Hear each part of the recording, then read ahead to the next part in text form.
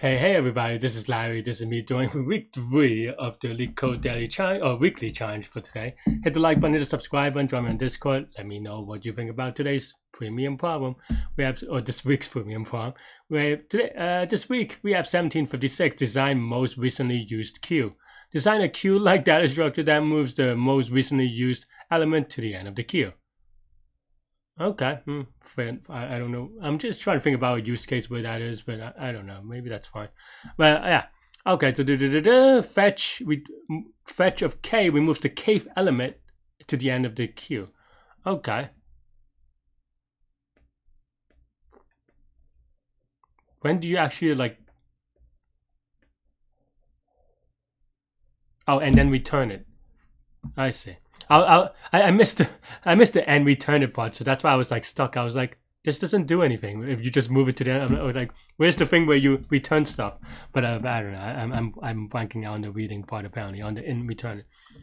I mean, I don't know. I think this one's a little bit awkward because I'm not even that. Just as an not even in terms of coding or solving this problem, but just in terms of implementation, right? Or not even, sorry, not in terms of implementation, but just in terms of like this idea of abstract data type and who is using this? Who is using this? Like, what is it used for? That's what I'm curious about. I'm not to say that there isn't a good use for it, but I'm just curious what that would be.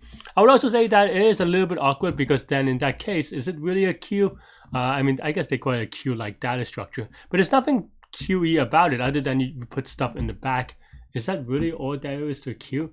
Like if you don't dequeue, I mean, I get that there's like priority queues and stuff. Anyway, okay. Now I'm just rambling for no reason, so whatever. But yeah, I mean, I think the even though there is only one operation, which is fetch, you're basically doing two things, right? One is looking for the kth index, and then the other is just moving it at the end, right? Yeah, I mean, there are a lot of ways you can think about doing this.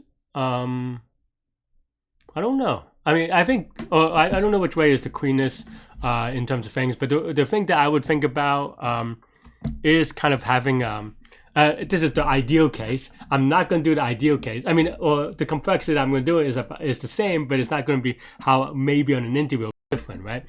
And on that, I would, because the thing that you want to think about is that, okay, well, if you remove a node and put in the back, in theory, you want a linked list, but that's like, you know, finding the kth element of a linked list is not that easy, right? Or computationally easy, right? So yeah, I think the way that I would think about it is just using a binary index tree, right? Or something similar to a binary index tree where you are able to get the kth element in log n time, and then you're able to move it to the end also in log n time, which you know, well, because they're one function in this case, it'll be bound anyway. And the thing that you may wonder is that, well, how do you kind of you know, how do you handle the sorting if you're going to, you know, have the same element, right? Well, the way that you can think about it, just having another key is and having another key is the correct answer.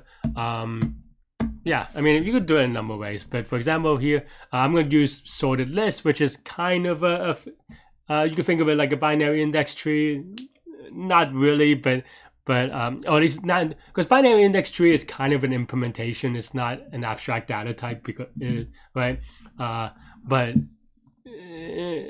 colloquially, people do say it like that sometimes, to say binary. I keep saying binary index tree. That's my fault. Sorry. Oh man, I've been misspeaking. When I say binary index tree, I'm sorry. I'm wrong. I meant binary search tree. Oh man, balanced binary search tree, if you will. Sorry, my brain clearly is a little bit off today, but yeah. Yeah, and the way to go about it is just to remove an item or adding another index. And that should be it, really. Oh, sorted list. The sorted list is kind of an implementation that has the same interface, if you will, with binary search trees. I don't know why I keep on wanting to say binary index tree today, but yeah, binary search trees. And as a result, then, you know, the complexity is roughly the same. I know if you want to look at the docs, you can. It's a little bit not quite the same, but it's close enough, if you ask me, especially in Python. But yeah, Anyway, yeah, so let's get started. The way that I would think about it is, yeah, that which is sorted list is you go to sorted list, right? And we have to kind of import it in Python. And then now, yeah, we can just do for I in range of n. Is it one index? It is one. It's both one index and one to the n. Do I want to keep it that way? I guess so. Why not? Right. Yeah, and maybe you could even like have a helper that just like add I or something, so that technically the thing it's whatever, right? Hang on. So then like last is equal to 0, and then here, oops, man, I do not know how to code. Here we go. Okay, so sub.sl.add sub.last x, and then we increment last, and that's it, right? For I, and I forgot to actually write the loop for some reason, and that's it, right? The idea here is that every time we increment, every time we append something, will always be at the end. So that's what this basically enables us. Yeah, and then the key thing, of course, is that you are able to, in this part, I mean, in binary search trees, you can binary search for the kth node.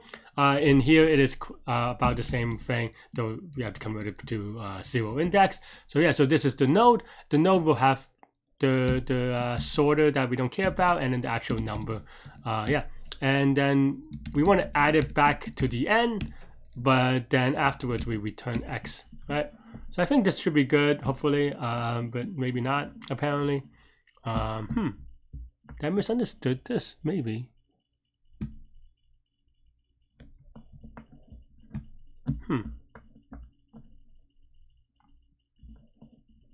Huh.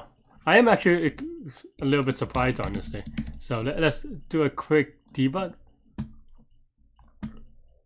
Okay, so this is the binary search, the thing looks okay, right? So then now, oh, I'm dumb. I didn't remove it. That's the reason. I kind of got a little bit sloppy. I think there is a thing where you're supposed to pop it, but I actually don't know the syntax for this one. But I mean, you can always remove it. That's why I'm. Yeah, it's not that big of a deal. But yeah, so then now, when you actually do what they tell you to do, which is to remove it, you know, or move is equal to remove and an add to the end, this becomes a little bit easier to get it right? So yeah, let's get a quick submit.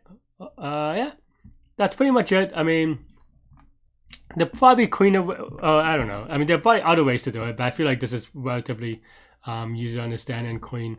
But yeah, what's the complexity here? Like, the add is, this is n log n, but you only do it once, right? Or log n per element. This is 2 log n operations, so also all of log n. And that's it.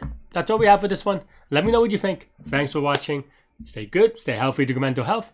I'll see y'all later and take care. Bye bye.